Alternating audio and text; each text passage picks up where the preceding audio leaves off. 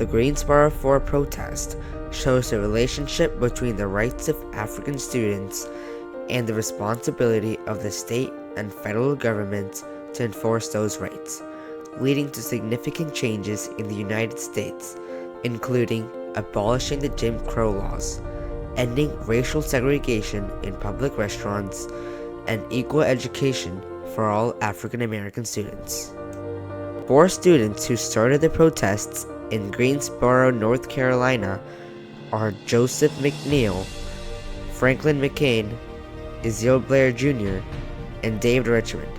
Ezeal Blair Jr. mostly led the group in the protests with his fellow students.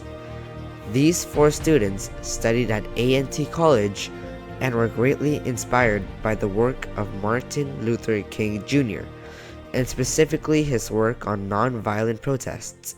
The students wanted to follow his path of nonviolent resistance and help obtain equal rights for all African Americans. The 4 students helped with the goal of fighting for equal rights by protesting at a department store called Woolworth's. Now, Woolworth's was a popular chain of stores known for their convenience and affordability, but they were mainly known for their segregated lunch counter sections for African Americans. Determined to fight for their rights, the 4 students, led by Ezeal Blair Jr., protested by sitting at a white-only reserved section at Woolworth's and politely requesting someone to take their order of a simple coffee.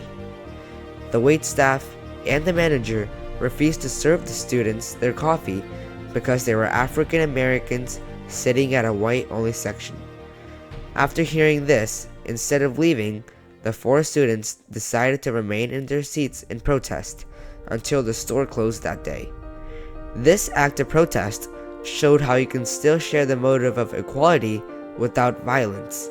This act gained much attraction through media coverage, gaining many supporters throughout the country for the civil rights movement, helping other activists in the fight for equality. The employees of the Woolworth department store were able to segregate the students because of state laws called the Jim Crow laws. These laws were made by the states in the 1870s and went on until the 1960s to segregate African Americans at all public places. The Jim Crow laws were passed by many states throughout the country to segregate African Americans.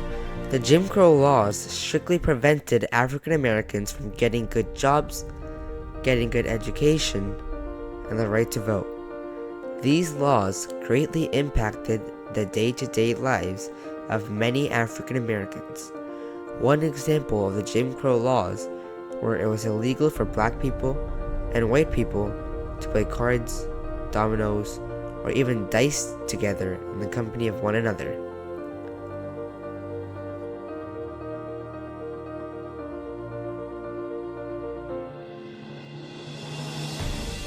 These laws had severe punishments to those who associated with African Americans too.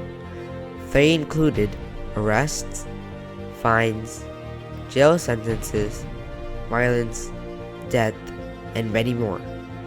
The people of the states that decided to abide by these laws to segregate African American students in various public places such as restaurants, schools, buses, hotels, and many more are a major cause to the segregation of African Americans.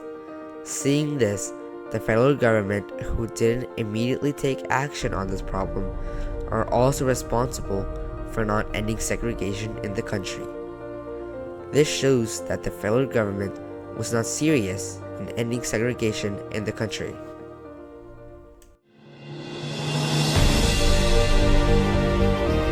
This act of protest raised attention to many African Americans around the country. Nearly 55 cities and 13 states participated in the sit-in protest acts. This increased pressures on business owners to desegregate their companies. This protest was mostly spread throughout the country through the cause of live media coverage happening during the protests. which sparked up others to help in the movement and fight for equality.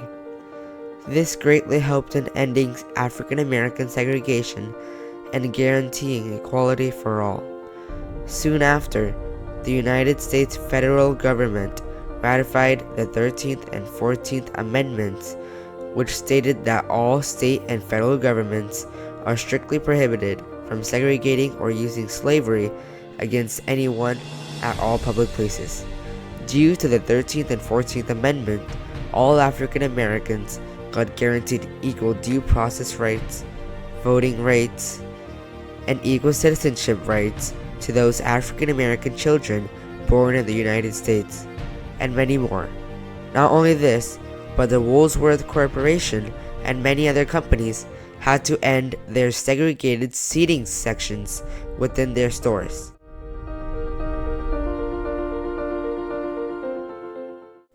In conclusion, the students of A&T College practiced their rights by doing a peaceful protest at a department store.